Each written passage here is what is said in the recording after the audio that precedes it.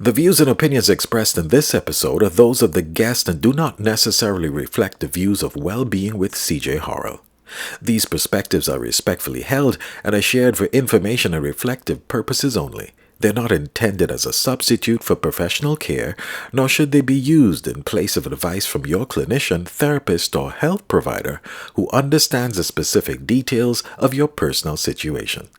As for my own contributions, what I share reflects the most truthful viewpoint I can offer at the time of this recording. As the Holy Spirit continues to reveal deeper understanding, I reserve the freedom to revise, expand, or even contradict previous perspectives because growth is part of the journey. Welcome to Well-Being with CJ Horrell. Candid conversations about life, health, and faith that encourage us to pursue our best selves. Here's CJ.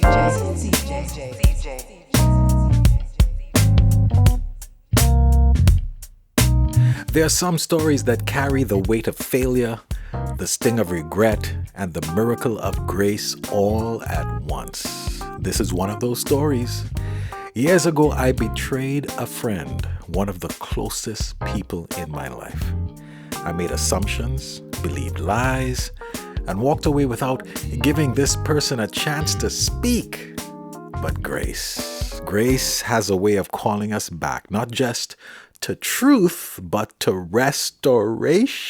And today I'm honored to sit down with this very friend. Okay, I'm laughing, I'm smiling. I have a big smile on my face because, even though everybody's hearing my voice, I could see the person, right? I could see the person looking back at me as I do this little intro. We've done the hard work. We've done the hard work of reconciling, and now we want to share our journey with you. Hopefully we can get through it. Not as a polished tale, but as a real, raw, and redemptive process. If you've ever longed to make peace with your past or wrestled with the idea of forgiveness, this conversation is for you.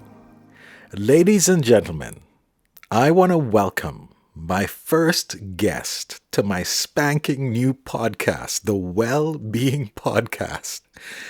This edition called The Road Back, a story of betrayal, grace, and reconciliation.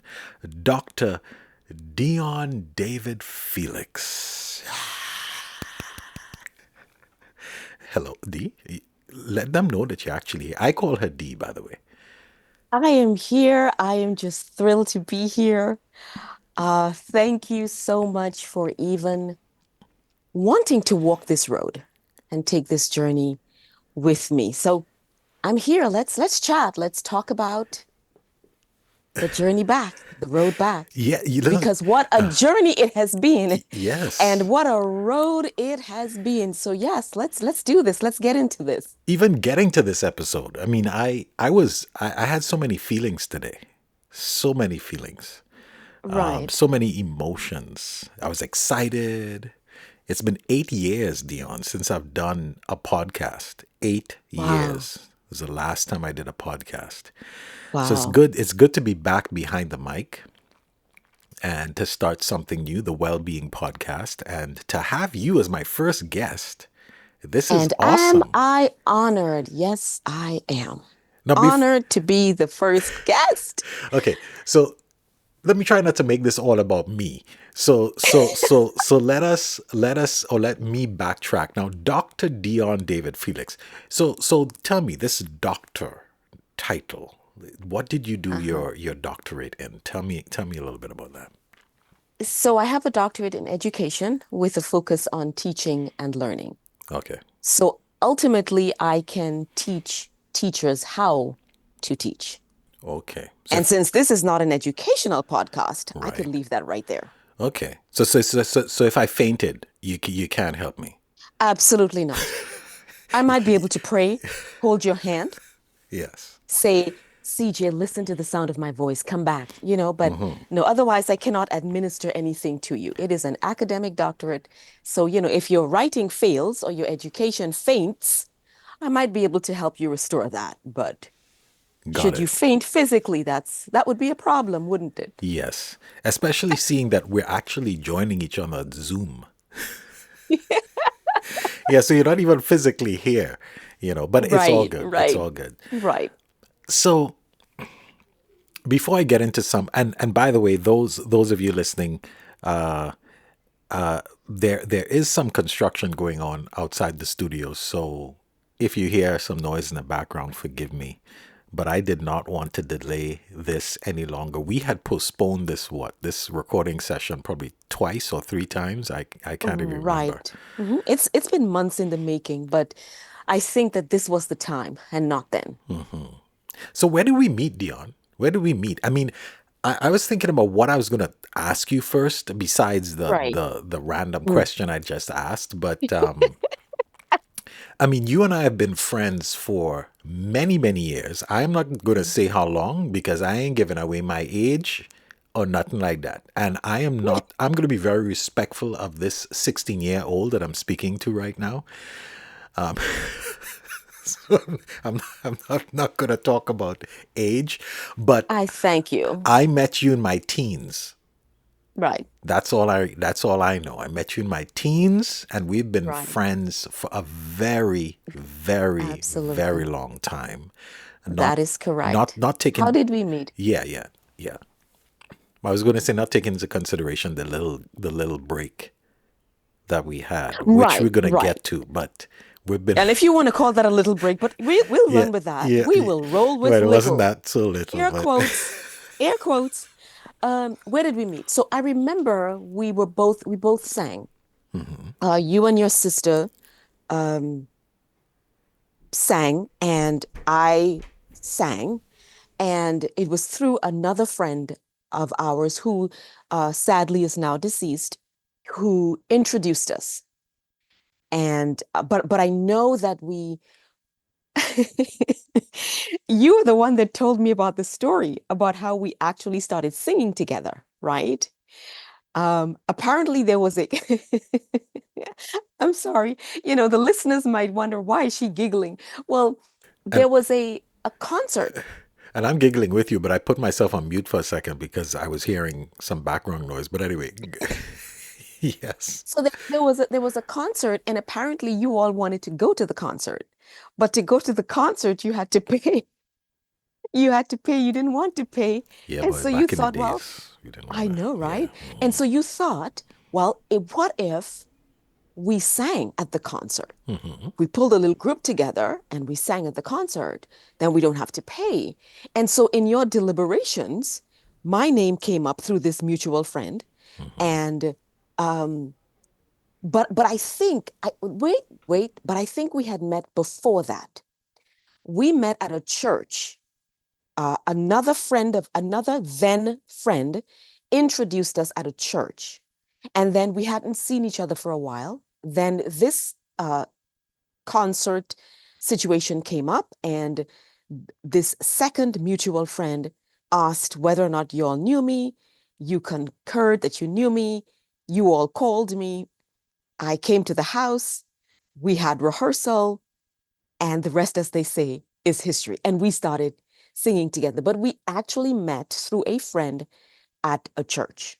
A church. I think it was either morning service or off. I think it was an afternoon service. Okay. And that's when we met. And I think we met. Why we were introduced was because we had musical interests. And so it was sort of like, well, do you know this person or do you know that person? And well, y'all should know each other because y'all sing. So, Yeah. and that's how. But Music that's brought what I us together. recall. Yes. Music brought us together on both fronts, on both introductions. Music brought us together. So those times were amazing, and you really can't put a price tag on those times. So yeah. And so, for the sake of those listening, yes, music brought us together. We formed a group. Eventually, that coming together, we formed a group. DALC4, doing all for the love of Or for the love Christ. of Christ. That's what was the name of the group.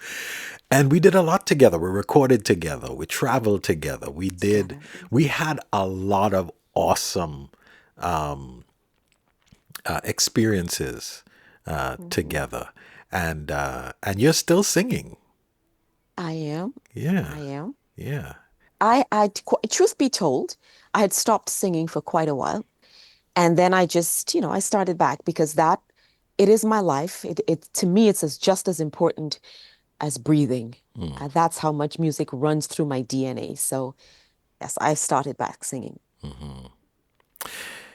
Um, so let's get into this. Let's get into this some more. So you and I became, well, of course, all of us became really tight. I mean, we had an awesome friendship. Mhm. The four of us. I'm not going to get into all the people in the group because this is about the road back. The So, road back, absolutely. Yes. but we had an awesome friendship. But let's talk about Mhm. our friendship, Okay. right? You became such a blessing in my life. Hmm. Many people wouldn't know, but anyway, I grew up as a PK, and the pressures of being a PK, which is a preacher's kid. They say a preacher's Mhm. kid. And you were one of those people that you have a way of embracing people for who they really are. In Hmm. other words, you like to behold the person in front of you. Hmm. You're not about, sad to say, a lot of times people who, back then especially, that, we were around at times would be drawn to you based on who they perceive you are, but not who Hmm. you are, or who they want you to Right. be, or who they think you should be, whether Hmm. because of the position they think you hold musically or otherwise. But one of the things that I found that's such a blessing for me in our friendship is that you really saw who I was. You accepted Hmm. me for me, and you were always a great mentor, encourager. Good, I got to say, that's the disciplinarian. But that no, that's being you would call me out on stuff. I mean, you were Right. a good friend. You were a good friend. Right. Hmm. Thank you, D. You're welcome. You're welcome. It's interesting to hear you say that because I think that back then there were people who thought I was too serious. Hmm. Um, they saw my, I guess, personality and maybe the way that I carried myself. Um, there definitely were assumptions. Hmm. Some of the assumptions were that, like I said, I was way too serious, or that I was stuck up, or that I was snobbish, which is so not the case. But I think I always wanted people to be the best versions of themselves. Hmm. And I wanted them to see what I could see. And perhaps my vision for what I saw them to be may not have been where they were at the time. So, me trying to communicate that, I could see how that possibly could be misconstrued. Hmm. Um, and then by nature, I think a lot and I'm observing. So, I'm watching and I'm looking and I'm thinking. I'm always thinking. And that gets me into trouble sometimes. I'm always thinking. Um, But I think a part of me always wondered whether or not you felt I was like a killjoy, because everybody just wants to be in La La Land. And here she is wanting us to be at our best, to be at our best, whether we are expected to be at our best or not. Hmm. So, in other words, our best, for me, our best should have been our normal, Hmm. not something that we put on when we got on the pulpit or when we walked into a church, but our best was supposed to be our normal. And I was not sure that I wondered really if you understood that that was my mindset back then. So whether or not you gave it any thought, I do appreciate you saying what you just said, because it solidifies in my mind that I think you did understand that, you know, I just really wanted the best for you at all times. Yeah, I did. I did. Definitely I did. And I'll go a step further to say you wanted the best for all of us. We all encouraged each other and pushed each Hmm. other. And when we were less than what we should have been, we called each other out. Hmm. We I remember us having as a group difficult discussions at times. I think though, based on what you just said, which I think is very powerful, I think what made you and us by extension, but what let's talk about you. What made you good at that is that you genuinely won us over. Mm. Meaning, sometimes we want to have a certain degree of influence in people's lives without Right. really getting genuinely becoming a part of their experience. Hmm. And I think sometimes we need to ask ourselves, sometimes we see someone struggling with something or going through something, and we make the assumption that God's sending us. When he's like, Hmm. no, just because you know, that don't mean you want to go, brother. You know? And oftentimes the ones he may send are those who already have that place of trust. Right.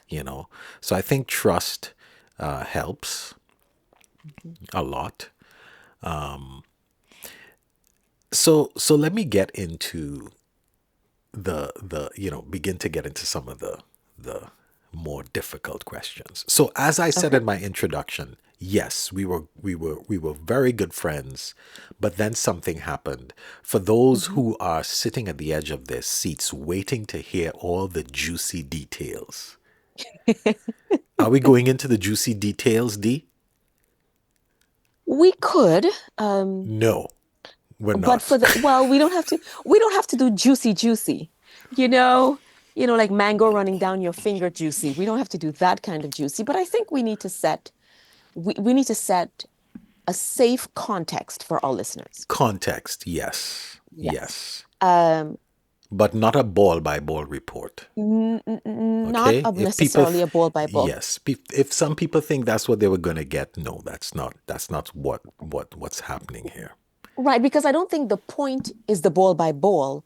I think the point is rising above, although it took us a number of years to do that. To do that, yeah. All right, so I will be as honest as I can, but respectful as I can without throwing anybody under the bus. Okay. So I had been, you and I had and encountered a difficult period in our friendship. And it got to the point where I left Trinidad and Tobago, where we are both originally from, and I did not say anything. I just left. And but then you and I reconnected in the U.S. We reconnected. I came for a visit. Um, I believe you were in Long Island at the time, um, and and I came for a visit. I'm thinking it was Long Island, but I could be wrong. And so we reconnected. We sort of addressed what happened, and then we moved on. A few years later, I would visit Trinidad and Tobago, and we had yet another encounter. And in that encounter, um, there were things said. There were, as you mentioned in your introduction, there were lies told, and there were things that were weaponized and basically thrown in my lap. Um, Again, I want to be very respectful and not throw anybody under the bus. So viewers, forgive me if I am sort of not going into all of the gory details. Bottom line, I remember you saying something to me, and I hope that you're okay with me sharing this with the viewers. We were sitting in a car, and it was at night, and I remember you said to me, you said a lot to me, but the thing I think that I think stung the most is when you said, and I quote, "I began to hate you." And when you said that, it was with such venom, such passionate venom, such acidity that I think it cut through me in a way that I'd never experienced before. Um, Ultimately, at the end of that night, after that conversation was over, you and I never spoke again until March 14, 2022. Wow. It's a long time. That is a long time. And I remember, and so I'm going to jump ahead. I'm going to jump ahead and then we can always come back. And I remember I was sitting at my desk. I'm sorry, I was sitting at my home office and I opened my computer. It was a Sunday. It was March 13th. And I opened my computer and I saw an email from you. And I honestly thought I was being punked. And I looked at the email, I scanned it, sped read through it, and I closed it. On the 14th, which was the Monday, I opened it up again. It's probably around 9:30, 10 o'clock in the morning. I opened it again, and this time I read it. And I thought to myself, surely I'm not being punked, but it really was you, and you were reaching out. So your initial attempt was the 13th of March, but when I responded was the 14th, and that's when we actually started talking. So from that night in Trinidad and Tobago to this time when we talked, 2022, March 14th, that was a long span of time, like zero conversation.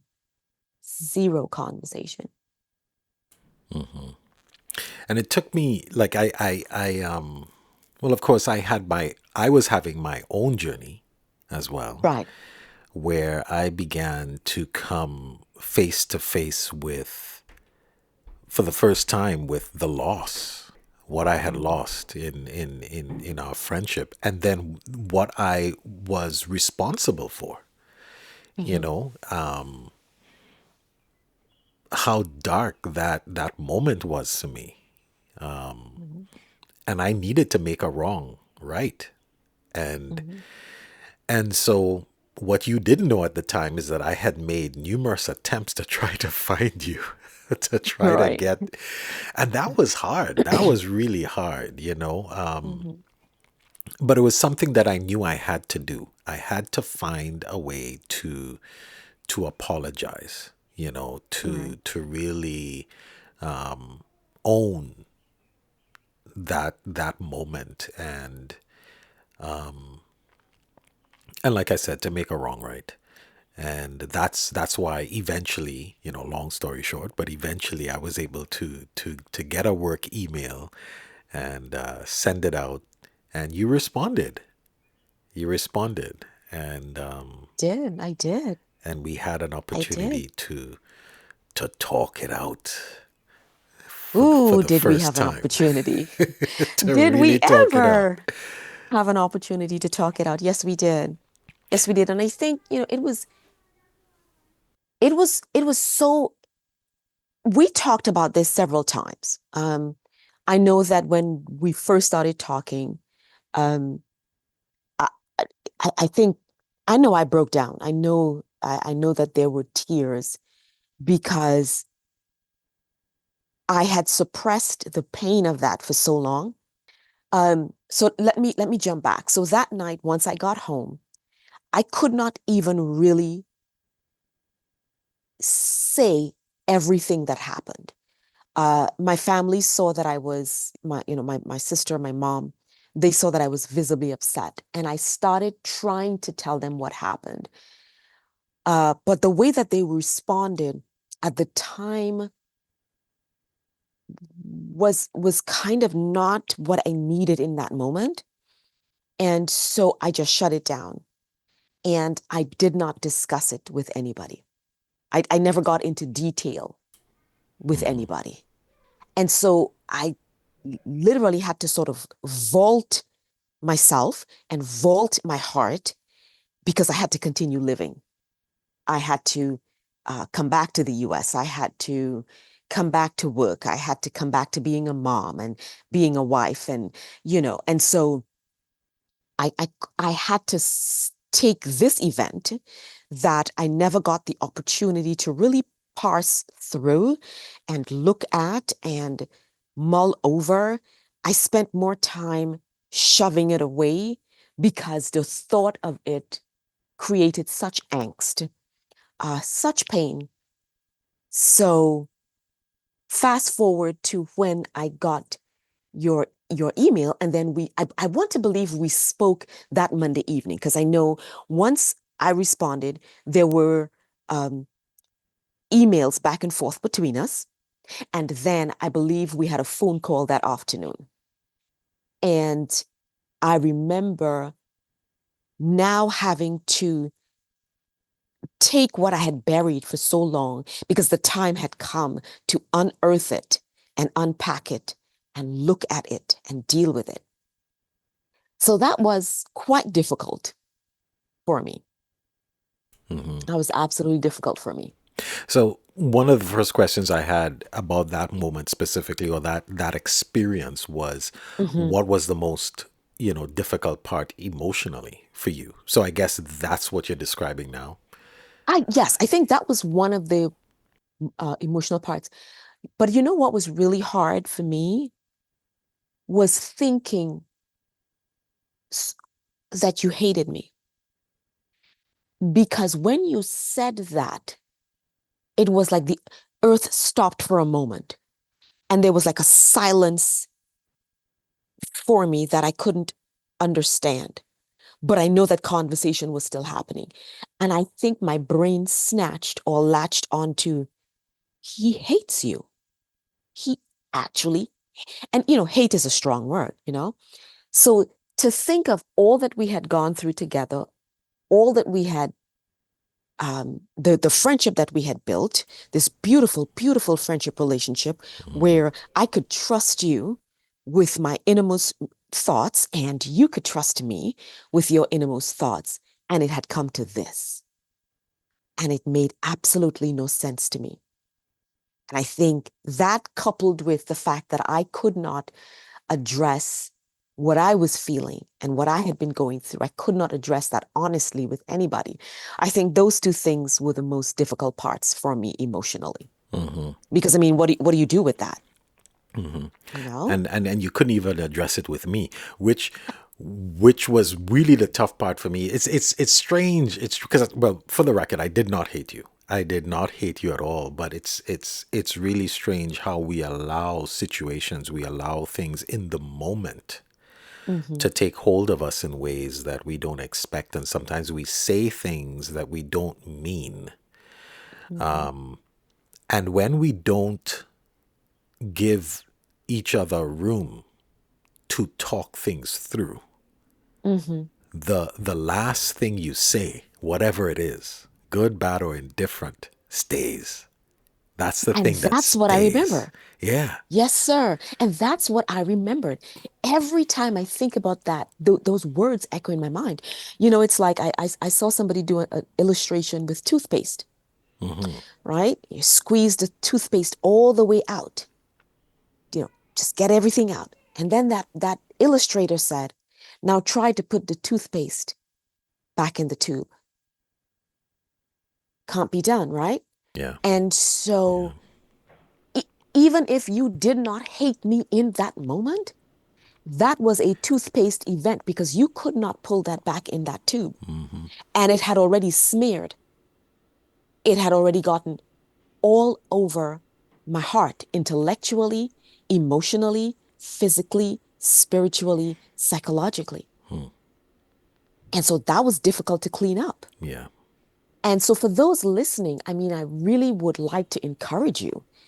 that if you think you want to say something, particularly when you're angry, don't.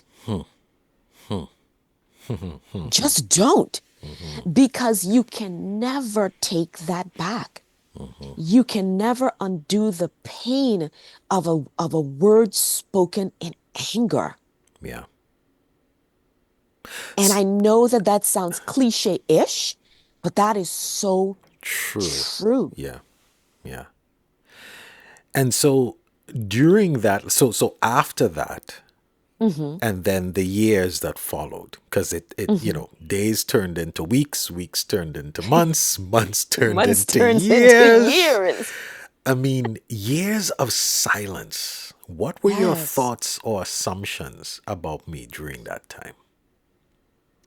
Okay, so there were good thoughts. Well, yes, there were good thoughts and there were bad thoughts. I should say negative thoughts. Yeah. I remember because we sang together and we had such an amazing blend. And I have to digress just to create context.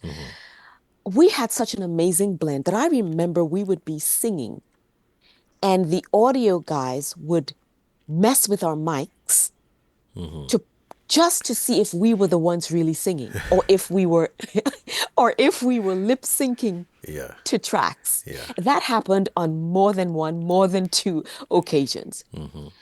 And so Till sometimes I would have, eventually we wised up and started, well, of course, with experience, started working with our own engineer when we sang as a group because it was just like crazy. yes, because it was ridiculous. Um, and so I would sit sometimes and remember those times.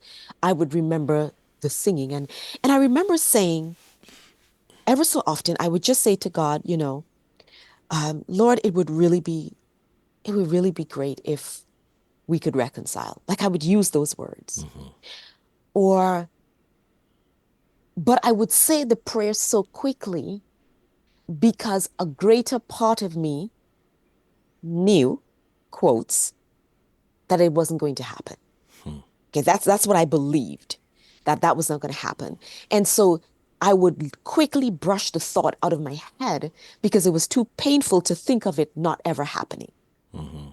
And I would say sometimes, Lord, it'll be nice to just sing with him again, you know, um, or sing with him and his sister again, or sing with them again. And but again, very, very quickly folded that thought up neatly, packed it away, locked it in the vault. So those were, again, I did not allow myself to dwell on those thoughts because I was not convinced it was going to happen. And the thought of it not happening created intense pain. So it was easier for me to lock that away. I did assume then that like I said before, that you hated me and that you would want absolutely nothing to do with me. And I wondered sometimes what would happen if we saw each other again. I did wonder that. I remember also being in Trinidad. I came back to sing at a funeral of someone that was like a bonus mom to me. And your dad officiated. And I remember, well, in addition to having a panic attack as soon as I was finished singing, I remember not wanting to talk to him because I know that he did not know exactly what happened, but I think he knew that we were not in touch. Yeah. Right? But I could not bear the thought of talking to him because it would mean talking about you. I felt like I would maybe have to be drawn into explaining what happened, and I didn't want to do that. And I didn't want to do that because I felt deep down inside that you believed what you believed, and I had then become the bane of your existence. And I really, truly believe that with all my heart. It's kind of amazing when I hear you talk about what you were experiencing and then what I was experiencing, I guess, during that time, because you're experiencing that and I'm experiencing the reality of what I had done and how much that did not represent how I actually felt and feel, you know, and walking with the burden of, could I ever fix this? You know, could I ever make this right? Yeah. Did you ever think Oh, you you'd, know, okay, go ahead. well, I'm sorry. I didn't mean to interrupt you. I just want to mention that there was another thing that was really difficult for me that I didn't mention. And that is, I never thought in my wildest dreams, again, because of the beauty of our friendship, I never thought in my wildest dreams that, and this is not an accusation. So to everybody listening, CJ and I are having this really raw conversation in your hearing. So it's not an accusation, but I never thought, let me put it this way. In my mind, I always knew that if there was one person that would never hurt me, it was you. Okay. I have to sit with that for a while. So when that happened, when I tell you emotionally, I was shattered because there was no way this guy would never do this to me. Absolutely not. So that was also another very, very difficult pill to swallow. But and I know you were going to ask me something, and I let me allow you to ask me that because I want to ask you a question as well. So if you can remember what you were going to ask me, I go can ahead and remember, ask. but you go first. You go first. Well, I wanted to ask you what were some of the thoughts, your thoughts or assumptions that you had about me during the time of silence. Like, what were you thinking? I don't, I can't recall any specific thing that I thought about, except that my thoughts were really centered around me. And, and really, it was like the Holy Spirit slowly giving you as much as you could handle.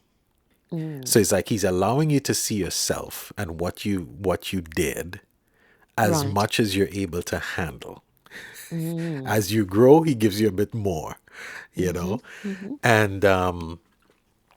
And I think that's what I was really preoccupied with. Really seeing, in other words, sometimes we hear people talk about there are three sides to a story. There's mm-hmm. your side, there's the other person's side, and then there's the truth. And of course, that, Right. we could look at that from many different angles, debate it, whatever. As I began to wake up to what happened, what really Mm, happened in my mind is not what really happened. mm, So I think my experience through the years was a slow awakening to what really happened and what I okay. really said and what I really did, because I was so preoccupied in vomiting, as it were. Mm, I was just throwing all these things at you, and you and I always had this approach where we would always give each other space to say right. things. Right. But the thing is, this was one of those times where I did not give you an opportunity to respond. Mm, So I just said everything, and in frustration and anger and being blinded and with mm-hmm, blinders on, and you did not have a chance. And I think right. that's what kind of haunted me. That's stayed in my Mm, thoughts. So when I thought about you, the only things I thought about was me waking up to that realization and me wondering if you would give me a chance to apologize. mm, you know and of course, the more I thought about that is the more I knew deep down inside you would. What I didn't know, and I don't want to run ahead of ourselves here, what I didn't know, and to be honest, I wasn't preoccupied with, I don't think I even had the courage to think about that. But what I didn't think about and didn't know is if there was a future.